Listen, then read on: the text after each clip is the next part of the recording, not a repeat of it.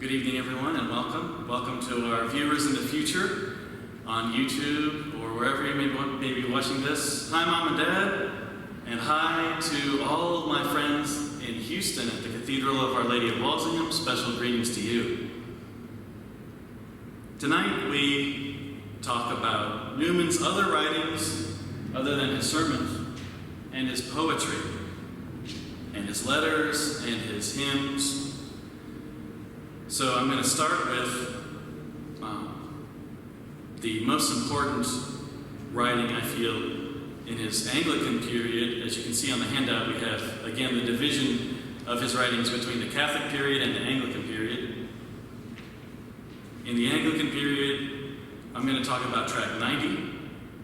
In the Catholic period, we'll look at Loss and Gain, a novel, and then the Apologia Pro Vita Sua, and then the Dream of Gerontius. And then at the very bottom of the first page of the handout, verses on various occasions.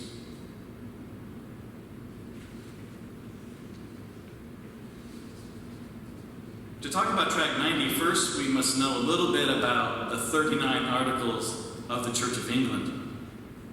From the Episcopal Church's own website, I quote, "The 39 articles were the result of a long process in which the Church of England attempted to provide a theological foundation for its existence during the doctrinal conflicts of the 16th century.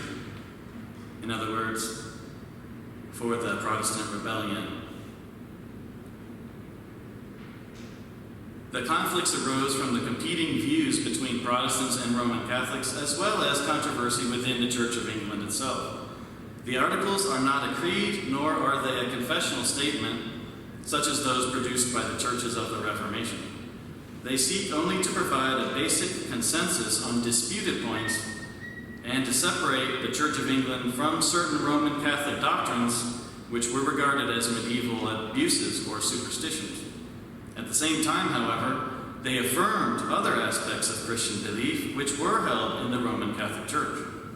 Continuing the quote, "The articles have always been subjected to a variety of interpretations by those who emphasized their Reformation heritage and by those who interpreted the articles in a more Catholic manner.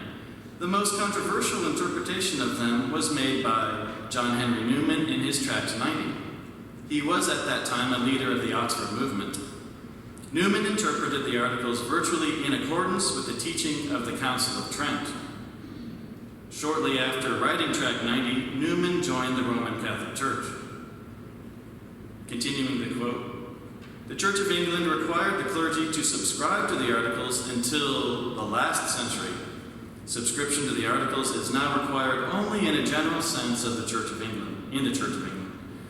The Episcopal Church has never required subscription to the articles.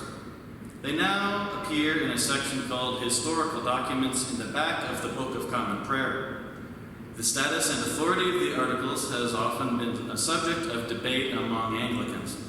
The articles have also been a source of confusion for those non-Anglicans who want to know what may be the authoritative teaching of the Anglican Church." That's the end of the quote. So, describing the 39 articles in the Episcopal Church's own words. These articles cover all sorts of topics, from faith in the Holy Trinity, which is number 1, the names and number of the canonical books of the Bible, predestination and election, purgatory, sacraments, on the marriage of priests, and lastly on a Christian man's oath. That's number 39. Newman touches on 12 of these articles in his tract 90. Let's look at Article 31, entitled, "Of the One Oblation of Christ Finished upon the Cross." Quote, "The offering of Christ, once made, is that perfect redemption, propitiation, and satisfaction for all the sins of the whole world, both original and actual. And there is none other satisfaction for sin but that alone. Wherefore, the sacrifices of masses, in the which it was commonly said that the priest did offer Christ for the quick," that means living, "for the living and the dead, to have remission of pain or guilt, were blasphemous fables and dangerous deceits, close quote. So that's what he's working with in track 31. It starts off okay, and then it really goes off tracks, saying that the masses do not have any efficacy for the quick or the dead. In track 90, regarding Article 31, Newman wrote this: "Nothing can show more clearly than this passage that the Articles are not written against the creed of the Roman Church, but against actual existing errors in it, whether taken into its system or not. Here, the sacrifice of the Mass is not spoken of, in which the special question of doctrine should be introduced, but the sacrifice of Masses, certain observances, for the most part private and solitary, which the writers of the Articles knew to have been in force in time past, and saw before their eyes, and which involved certain opinions and a certain teaching. Accordingly, the passage proceeds, in which it was commonly said, which surely is a strictly historical mode of speaking. These sacrifices are said to be blasphemous fables and pernicious impostors. Now, the blasphemous fable is the teaching that there is a sacrifice for sin other than Christ's death, and that Masses are that sacrifice. And the pernicious imposture is the turning this belief into a means of filthy lucre, or filthy money." So you can see what he's doing is he's trying to make excuses for the 39 Articles to allow them to be considered in poor accordance with Catholic teaching of the Council of Trent. And so he kind of uses excuses and explanations of, well, at that time that they wrote this, they thought it meant this, and now we see it means that and this, and so that's his basic strategy, is kind of rhetorical explanations and almost cover-ups for the blatant anti-Catholic parts of the 39 Articles. Newman uses quotes from the Book of Common Prayer, various Anglican theologians, and even Session 22 of the Council of Trent to support his argument. Then he concludes with this: "On the whole, then, it is conceived that the article before us neither speaks against the Mass in itself, nor against it being an offering, though commemorative, for the quick and the dead, for the remission of sin, etc., but against its being viewed as independent of or distinct from the sacrifice on the cross, which is blasphemy." So you can see his defense continues. Newman concludes tract 90 with this: "In giving the Articles a Catholic interpretation, we bring them into harmony with the Book of Common Prayer. The Protestant confession was drawn up with the purpose of including Catholics, and Catholics now will not be excluded. What was an economy in the Reformers, now a protection to us. What would have been a perplexity to us then is a perplexity to Protestants now. We could not then have found fault with their words. They cannot now repudiate our meaning." Here we see the zeal Newman had for reconciling the 39 Articles according to Catholic doctrine. One of his reasons was to stop people from converting from Anglicanism to Catholicism. He was so zealous for this cause that he took some liberties with his argumentative methods. He gives a lot of leeway to the framers of the 39 Articles, putting intentions into the words that perhaps were not originally there. Newman puts a lot of Catholic intention into the Articles, which is exactly what got him into trouble. Mainstream and evangelical Anglicans did not want their Articles to be consistent with Roman Catholic doctrine. They wanted to be Protestant. They wanted to be anti-Pope and anti-Rome. So to hear their 39 Articles made Roman was the sort of nonsense up with which they could not put. I think Winston Churchill said something like that. Newman felt this rejection of his argument severely, and it hurt him. He lost confidence in himself. It hurt him so much that he had to retreat to Littlemore and ponder what he would do next. But he was obedient to his bishop. He humbled himself before his authorities and showed meekness. by remembering his place and restraining any anger he had in rebuttal. The balance of zeal with meekness is one of Newman's greatest virtues.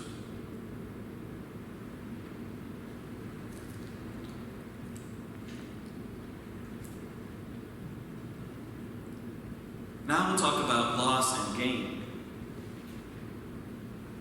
As you can see, it's a small novel, maybe a day's read if you're one of those people who just zip through something. Published originally in 1848, 3 years after his conversion, this short nonfiction work is a pseudo-autobiographical account of Newman's own conversion. It is not really Newman's story, but you can get a glimpse of what Newman was feeling and thinking in the years before he became Catholic.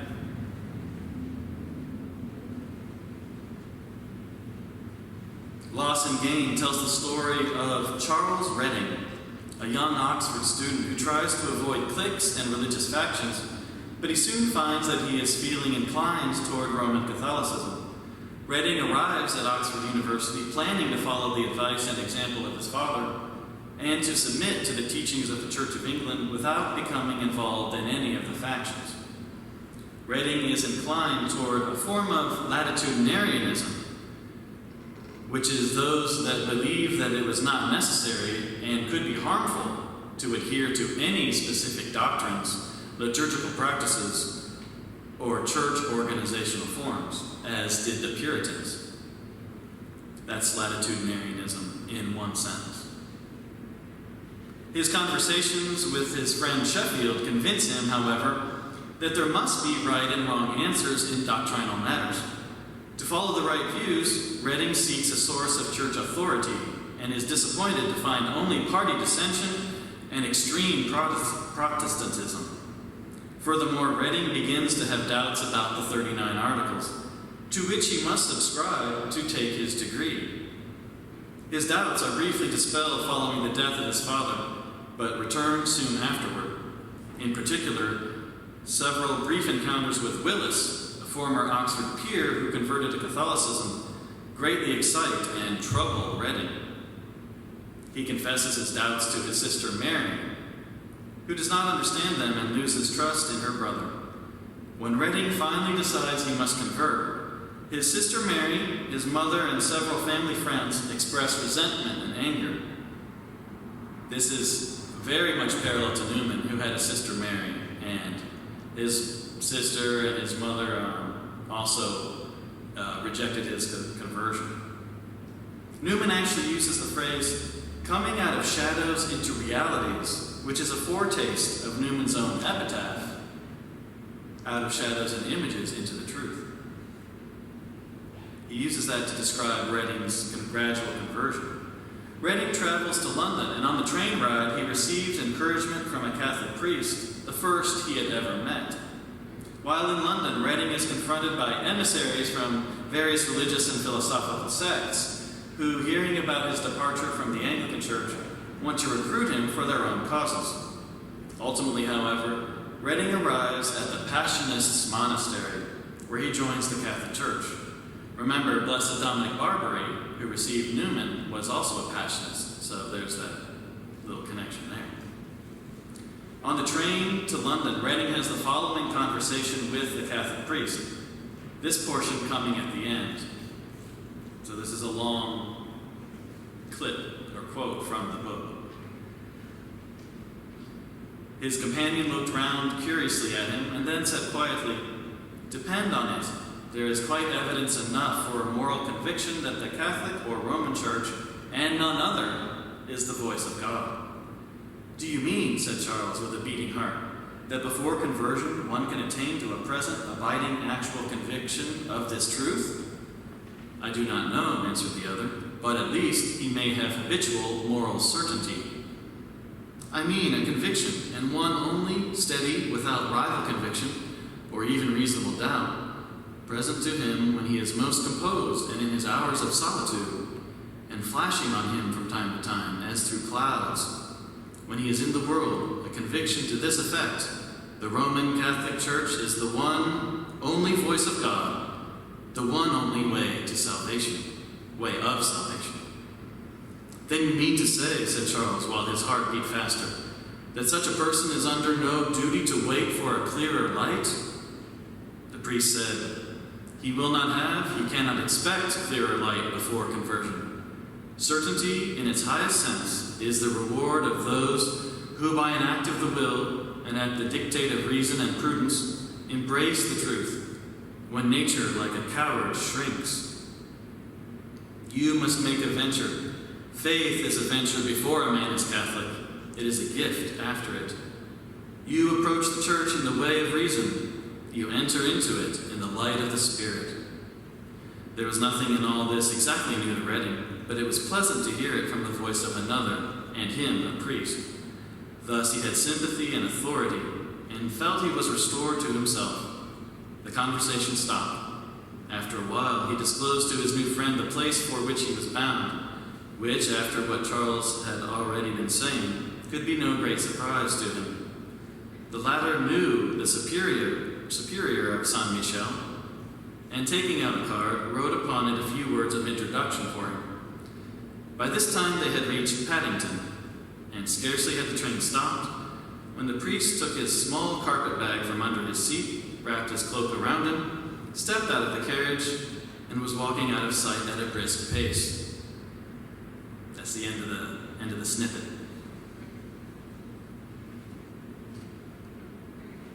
Later in the book, Redding goes to the Passionist Monastery and enters the church before Mass begins. He waits there through Mass very impressed, and Newman writes, while he was thus thinking, a change came over the worship. A priest, or at least an assistant, had mounted for a moment above the altar and removed a chalice or vessel which stood there. He could not see distinctly. A cloud of incense was rising on high, and the people suddenly all bowed low. What could it mean? The truth flashed on him, fearfully yet sweetly. It was the Blessed Sacrament. It was the Lord incarnate who was on the altar, who had come to visit and to bless his people. It was the great presence which makes a Catholic Church different from every other place in the world, which makes it, as no other place can be, holy. In the last pages of Loss and Gain, Newman writes, a very few words will conduct us to the end of our history. It was Sunday morning about 7 o'clock, and Charles had been admitted into the communion of the Catholic Church about an hour since. He was still kneeling in the church of the Passionists before the tabernacle, in the possession of a deep peace and serenity of mind, which he had not thought possible on earth. It was more like the stillness which almost sensibly affects the ears when a bell that has been long tolling stops, or when a vessel, after much tossing at sea, finds itself in harbor. It was such as to throw him back in memory on his earliest years, as if he were really beginning life again. But there was more than the happiness of childhood in his heart. He seemed to feel a rock under his feet. It was the soliditas cathedrae Petri, the solidity of the chair of Peter. He went on kneeling, as if he were already in heaven, with the throne of God before him, and angels around, and as if to move were to lose his privilege. And then Redding meets his old friend from Oxford, Willis, who is now a Passionist father, Father Aloysius, and they have a joyful reunion in the last dialogue of the book, which ends with this. Redding took Father Aloysius' hand and kissed it. As he sank on his knees, the young priest made the sign of blessing over him. Then he vanished through the door of the sacristy, and the new convert sought his temporary cell, so happy in the present that he had no thoughts either for the past or the future. I think this thin book is one of Newman's most approachable works. It is a clever story, funny at times, and the sense of joy you get at the end is very moving. In this book, we can see into Newman's heart and mind during his conversion. He seemed to show feelings of confusion, doubt, hesitation, and uncertainty. Then at last, after his conversation with the priest, moral conviction to become Catholic. At the Mass, he feels awe, reverence, wonder, and finally, peace, serenity of mind, and stability. and then friendship and fraternity. As a convert also, I felt this same variety of emotions at some point or other during my journey home. So that's why I like the book.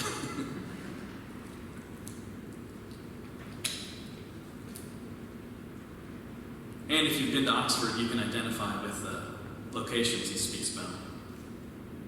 But that's not the main reason to read it. Now I would like to move on to the Apologia Pro Vita Sua. Written by Newman in 1864 and 65, this religious autobiography is not an apology in the sense of saying sorry, but it is a defense of his life. Newman felt he had to defend himself against numerous attackers who called him a hypocrite and a liar. The chief attacker and immediate cause of Newman writing the Apologia was Charles Kingsley. An Anglican priest and a Cambridge professor, Kingsley was one of the fiercest opponents of Newman and the Tractarians. He was a broad church Anglican, also known as a latitudinarian. These middle-of-the-road Anglicans were moderates, neither high church Anglo-Catholics nor evangelical Protestants. Kingsley believed in tolerance of all forms of Anglicanism as long as it was Protestant, and he believed in inclusivity as long as it did not include Roman Catholics. Kingsley wrote an article in a magazine that included the following claim, quote, "Truth for its own sake had never been a virtue with the Roman clergy. Father Newman informs us that it need not, and on the whole ought not to be. Whether his notion be doctrinally correct or not, it is at least historically so," close quote. This whole article greatly offended Newman, and he wrote to the editor of the magazine, which set off a chain reaction and a long series of letters between Newman and Kingsley, which are now public. Newman wrote a very sarcastic and witty pamphlet, to which Kingsley answered with his own pamphlet titled, "What Then Does Dr. Newman Mean?" In this pamphlet, Kingsley wrote, quote, "I am henceforth in doubt and fear, as much as an honest man can be, concerning every word Dr. Newman may write. Yes, I am afraid that I must say it once more. Truth is not honored among these men for its own sake. And so I leave Dr. Newman, only expressing my fear that if he continues to economize and divide the words of his adversaries as he has done mine, he will run great danger of forfeiting once more his reputation for honesty." Close quote. This is basically the Victorian way of saying you're a liar and a hypocrite. Newman then set to work to fully defend himself, explain what he meant, and end the debate with Kingsley. Kingsley's last pamphlet had appeared on March 30th, 1864, and the fully mobilized and energized Newman published his first reply pamphlet 3 weeks later on April 21st. Newman published 8 pamphlets in total over the course of that year. They were basically titled Mr. Kingsley's Method of Disputation, True Mode of Meeting Mr. Kingsley, and then 3 of them that were kind of like Newman's History of My Religious Opinions from different periods of his life.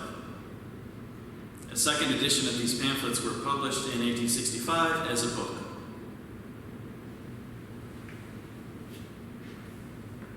One edition of the book is this one, which has the Apologia and then also 6 sermons of Newman's. It's his great footnotes in this one by Frank Turner, and I highly recommend it for the sake of the primary material, but then the footnotes also give you good insights into the context, or he explains Newman's sentence and meanings at certain times. I've been told that Frank Turner is not a huge Newman fan, kind of critical in some areas, but this is a pretty good copy of Apologia.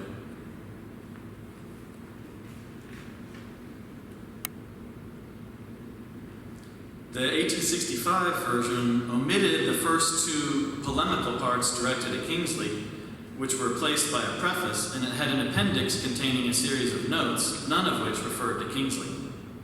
These notes are on topics like liberalism, miracles, the Anglican Church, and lying. That's the sermons that are in this copy, those notes on the different topics. The 1865 edition also has a chapter called Position of My Mind since 1845. From this chapter we read Newman saying, I am going to take upon myself the responsibility of more than the mere creed of the church, as the parties accusing me are determined I shall do. They say that now, in that I am a Catholic, though I may not have offenses of my own and against honesty to answer for, yet at least I am answerable for the offenses of others, of my own co-religionists, of my brother priests, of the church herself. Starting then with the being of God, which, as I have said, is as certain to me as the certainty of my own existence, though when I try to put the grounds of that certainty into logical shape, I find a difficulty in doing so in mood and figure to my satisfaction.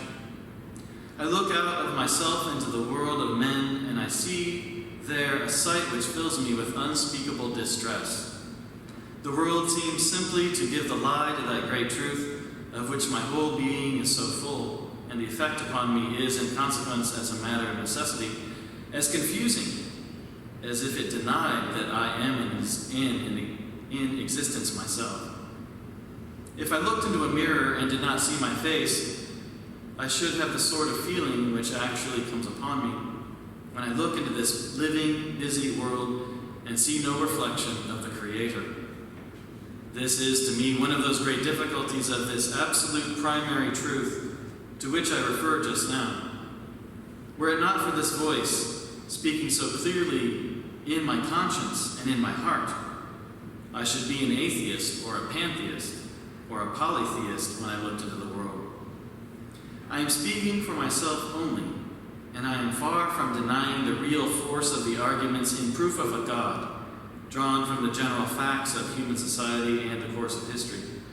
But these do not warm me or enlighten me. They do not take away the winter of my desolation, or make the buds unfold and the leaves grow within me, and my moral being rejoice. I am defending myself here from a plausible charge brought against Catholics, as will be seen better as I proceed. The charge is this, that I, as a Catholic, not only make profession to hold doctrines which I cannot possibly believe in my heart, but that I also believe in the existence of a power on earth, which at its own will imposes on men any new set of credenda, when it pleases by a claim to infallibility. In consequence, that my own thoughts are not my own property, that I cannot tell that tomorrow I may not have to give up what I hold today, and that the necessary effect of such a condition of mind must be a degrading bondage, or a bitter inward rebellion relieving itself in secret infidelity, or the necessity of ignoring the whole subject of religion in a sort of disgust, and of mechanically saying everything that the Church says, and leaving others to the defense of it. These are the charges as Newman sees them. Newman answers the charges, quote, I am willing to accept the responsibility, and as I have been able, as I trust, by means of a few words, to dissipate in the minds of all those who do not begin with disbelieving me, the suspicion with which so many Protestants start in forming their judgment of Catholics, namely, that our creed is actually set up in inevitable superstition and hypocrisy as the original sin of Catholicism. So I will now proceed, as before, identifying myself with the Church and vindicating it, not of course denying the enormous mass of sin and error which exists of necessity in that worldwide multiform communion, but going to the proof of this one point, that its system is in no sense dishonest, and that therefore the upholders and teachers of that system, as such, have a claim to be acquitted in their own persons of that odious imputation.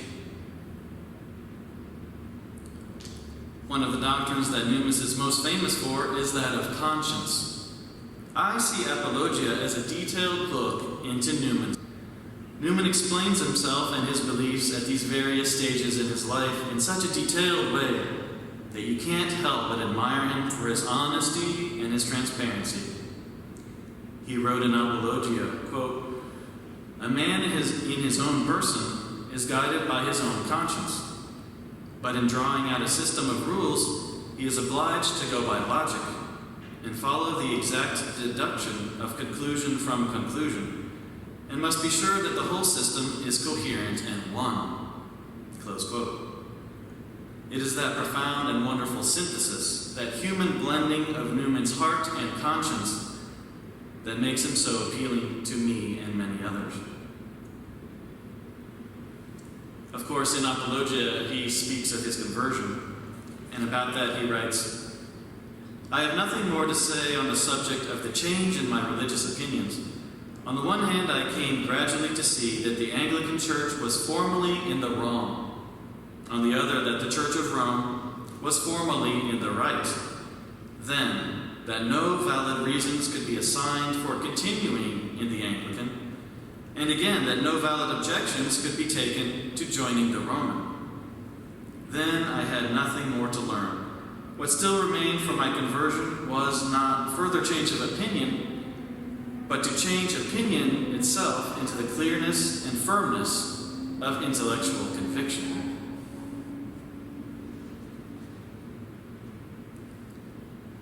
Satire. Newman had a keen wit, dry sense of humor, and he was a brilliant satirist. Just a quick example of this from the Apologia. Referring to Kingsley, he says this: "He need not commit himself to a definite accusation against me, such as requires definite proof and admits of definite refutation, for he has two strings to his bow.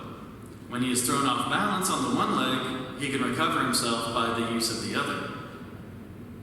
If I demonstrate that I am not a knave, he may exclaim, 'Oh, but you are a fool.'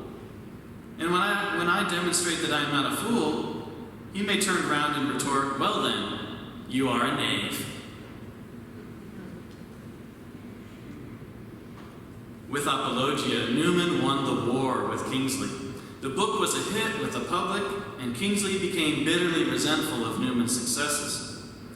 Newman himself was rather surprised by the success of Apologia, and said, "I fancy I write better when I am led to write by what comes in my way, or rather I am sure to make failures if I go out of my work." Amazingly, both Catholics and Anglicans responded favorably to the book. One Anglican priest remarked on how charitably the Church of England had been treated by Newman. Apologia raised a new interest in Newman and sympathy for him nationwide, especially at Oxford. Newman briefly considered leaving Birmingham, his oratory, and returning to his beloved university town in the years following Apologia's publication. Turning a heated debate into a defense of his life, Newman turned conflict into opportunity, and we are all blessed for him doing so. Interesting side story that in 1875, Charles Kingsley died an early death, which shocked many, including Newman. Newman could honestly say he had never felt anger against him. Newman said a mass for his old adversary, who he heard had preached about him in a kindly, if critical way, a few years previously. By his passionate attack on him, Kingsley had inadvertently become one of his best friends. Newman said, "Whom I always wish to shake hands with when living, and towards whose memory I have much tenderness."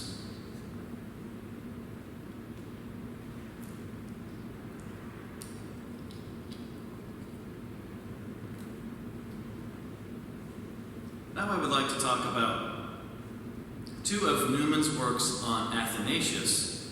There's one in 1842, up there in the Anglican period, and then there's one in 1881, Select Treatises of St. Athanasius. I added this little part because I think the first time I gave this talk, someone asked about that, and I found it to be an interesting answer, so I added it to the top. Why was there a second treatise of St. Athanasius? He explains this in the foreword to the book. Because he was working for Dr. Pusey in the first edition, Newman was bound to translate the Greek literally. Now, why would he feel bound in that way? He explains the reason for this in these words. Those who at that date took part in Dr. Pusey's great undertaking were regarded with much suspicion, both by Catholics and Protestants, as if they were introducing the Fathers to the English public with a covert view of recommending thereby certain religious theories of their own. So to avoid any translator bias, actual or perceived, Newman did a literal translation in the first edition. In the second edition, Newman was working for himself, under no authority other than his own, so he made what he called a free translation. He said that he thought it was possible, quote, to make a volume unexceptionable in itself and sufficiently distinct from the one published in Dr. Pusey's series, and with a usefulness of its own, though I did not follow Athanasius' text sentence by sentence, allowing myself in abbreviation where he was diffuse, and in paraphrase where he was obscure.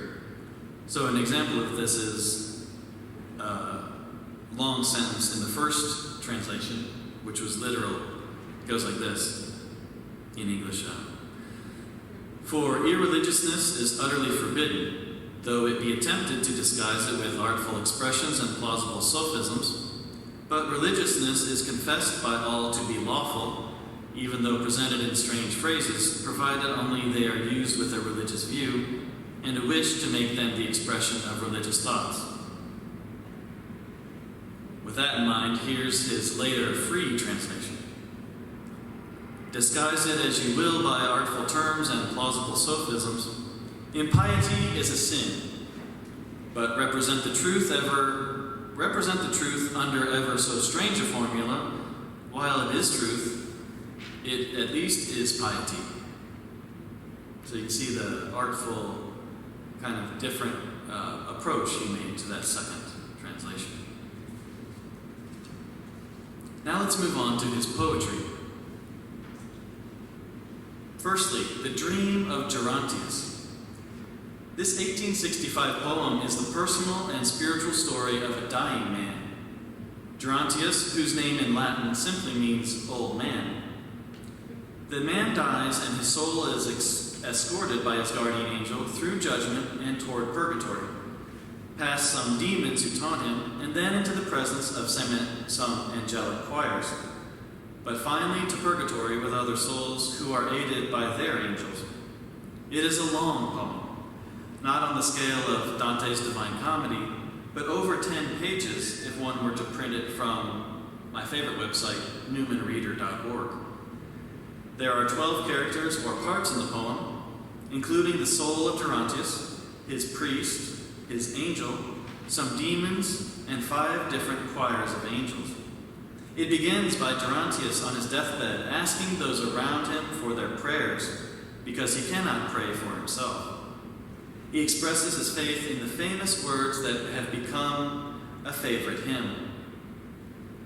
Firmly I believe and truly, God is 3 and God is 1. And I next acknowledge duly manhood taken by the Son. And I trust and hope most fully in that manhood crucified, and each thought and deed unruly, due to death as he has died.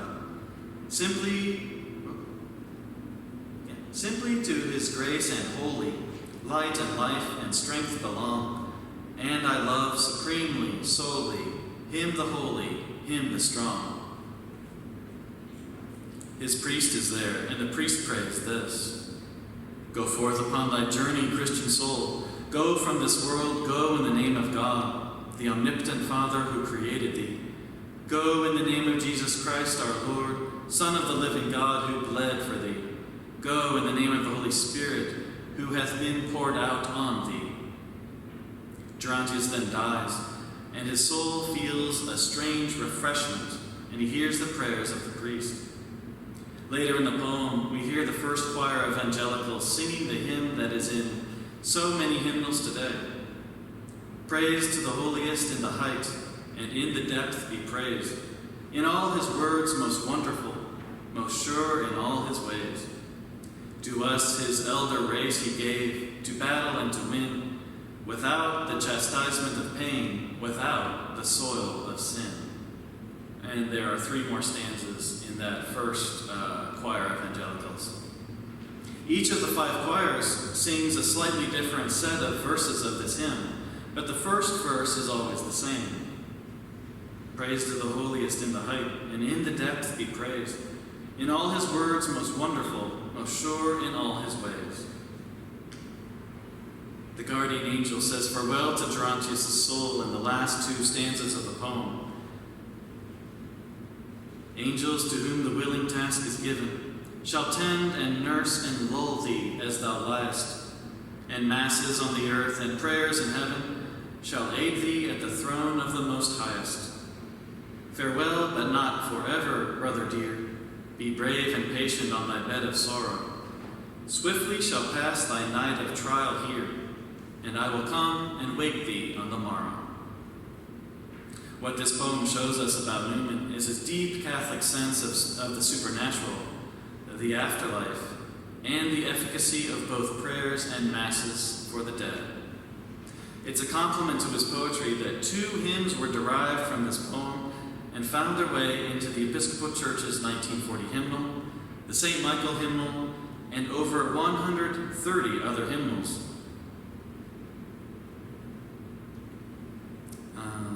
Also, as an aside, it was turned into, I'm not sure the technical word for it, but basically a choral symphony by Sir Edward Elgar. And I recommend you listening to that and thinking of Newman during it. The first version of The Dream of Gerontius by Elgar was basically rejected by the Anglican Church because it was too Catholic, it spoke of purgatory, and so they wouldn't perform it in their places. It was kind of interesting.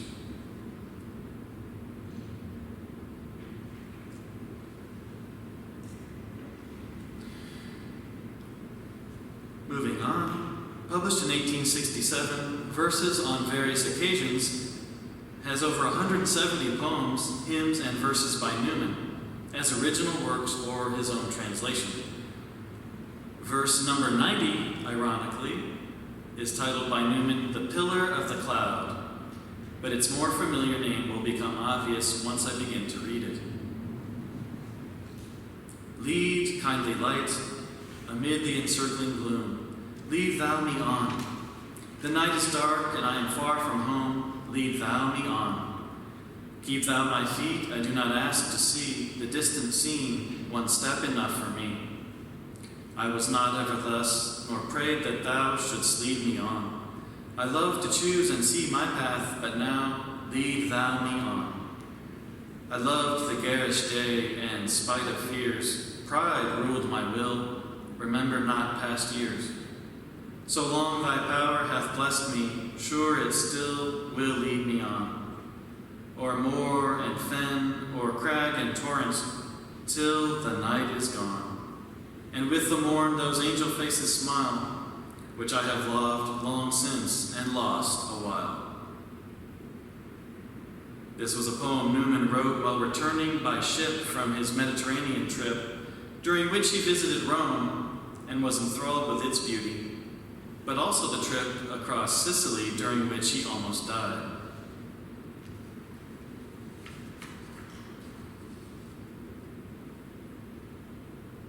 Hymns. Newman translated the Latin hymns in the Roman Breviary into beautiful English. He did this as an Anglican from 1836 to 38, as a study of the Roman Breviary, which he published as tract number 75. This tract was intended to convince Anglicans of the excellence and beauty of the lost treasure that is the Breviary. By giving a taste of the Breviary to readers in English, Newman hoped to reappropriate the services that have been lost to the whole church as he saw it. One example is the Compline hymn, Te Lucis ante terminum. His version is in the same 8/6/8/6 meter.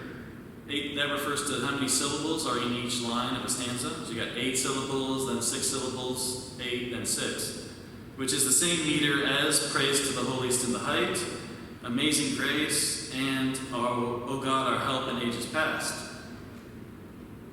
So his version is in this 8686 meter instead of the original 8888 long meter. Here is 3 of his verses. These are the 3 verses by Newman for Te Lucis ante terminum. Now that the daylight dies away, by all thy grace and love, thee, maker of the world, we pray, to watch our bed above. That dreams depart and phantoms fly, the offspring of the night. Keep us like shrines beneath thine eye, pure in our foes' despite. This grace on thy redeemed confer, Father, co-equal Son, and Holy Ghost, the Comforter, eternal 3 in 1. Now I would like to point you to the back of the handout at the top. And I know we have masks and, reduced singing here in this area, but I would like to have, if you feel comfortable, joining in singing this hymn translated by Newman from the Roman Breviary, Lucis Creator Optime. And there's 5 stanzas in the hymn, but we're only going to sing number 1, number 2, and number 3, as I have marked. The 2 stanzas with the vertical bars next to them. For some reason, Newman's translation doesn't fit the meter, so it would be awkward to try and sing it. And I'm going to lead you in singing this to the tune of Praise to the Holiest in the Height, which I hope some of you know. If you know it, just join in.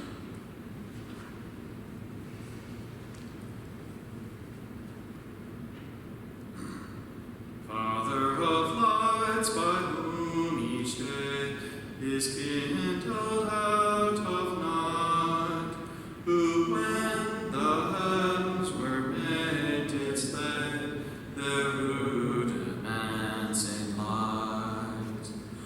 Here as the mounting weight of crime wreck us with life in view, lest thoughts and schemes of sense and time burn us as sinners do. Grant this, O Father, only Son, and Spirit, God of grace, to whom all worship shall be done in every time and place. Beautiful. Thank you for joining in.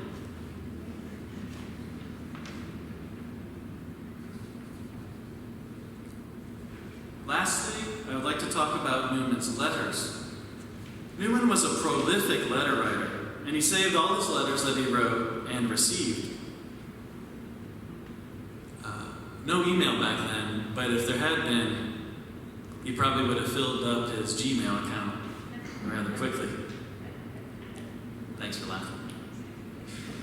All his letters are available in a 31-volume set compiled by Father Charles Dessein of the Birmingham Oratory, called The Letters and Diaries of John Henry Newman, published over the course of 23 years starting in 1961. These letters have been invaluable to Newman scholars and have led to new insights into Newman's life. One example of Newman's letters is the one I shall now read, written at the age of 10. Newman was 10, as the Christmas holidays approached in December of 1811.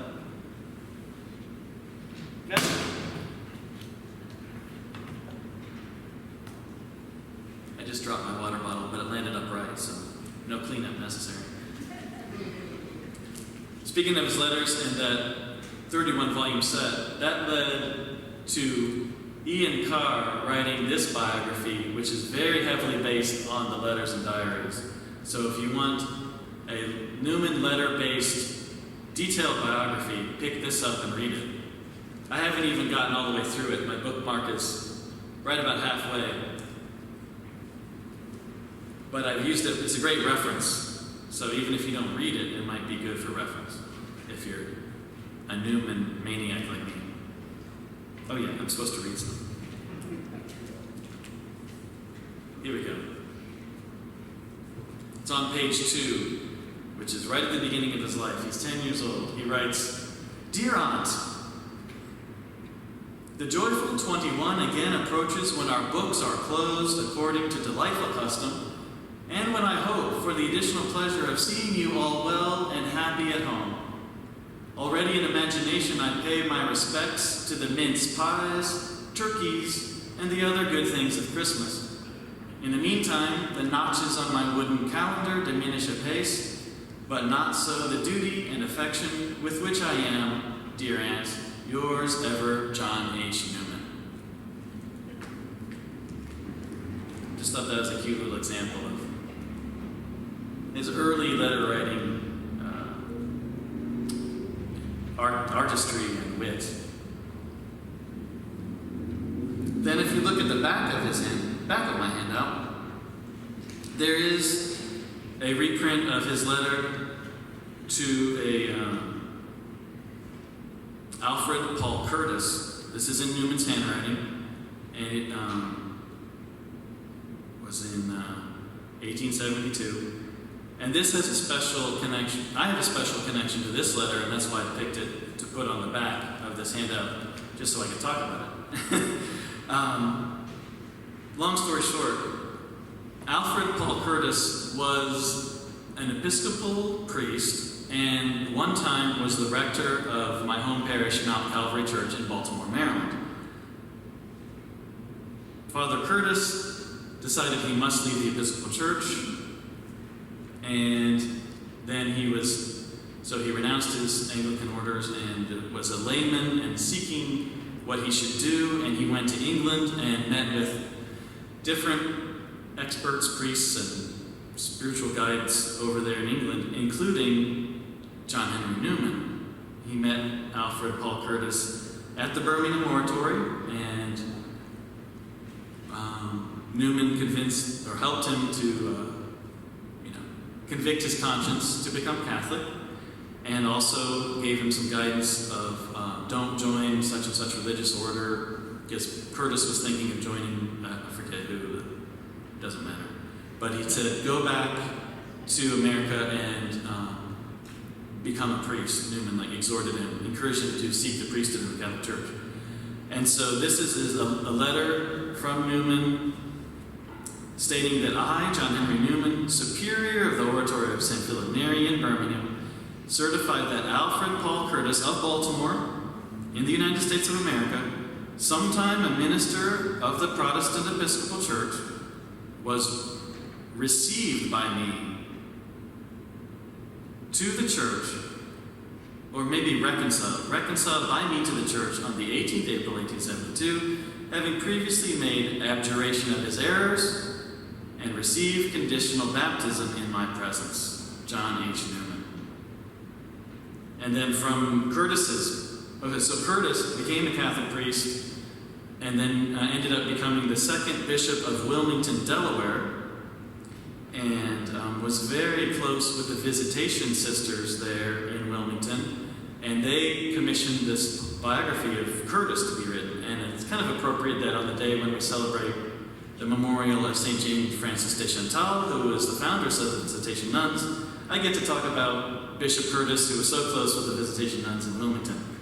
But it says in his biography there, Curtis's biography, at the time of his ordination draw near, Mr. Curtis wrote to his venerable friend Dr. Newman, acquainting him with his approaching happiness and asking for his baptismal certificate, which the doctor kindly sent in his own handwriting. So this is how Curtis got his baptismal certificate from Newman, so that he could proceed on into, becoming a priest. So that's the story of that letter.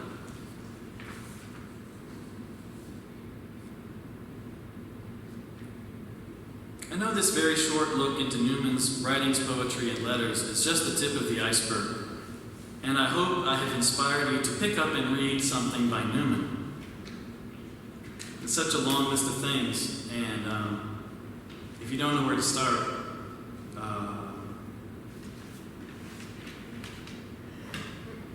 This Loss and Gain is very good. If you're willing to jump into something a little more meaty, the Apologia is also good. And then his poetry, if you prefer maybe a poetry start.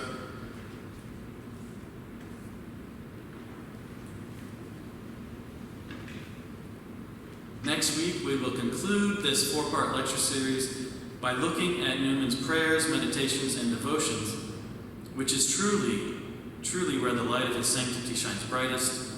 And in my opinion, that's my favorite of the 4 talks, because it's just really moving. So please join us again next week, and in the future, you can just probably go to YouTube and click next or whatever, and there you go. And with that, I will stop the video.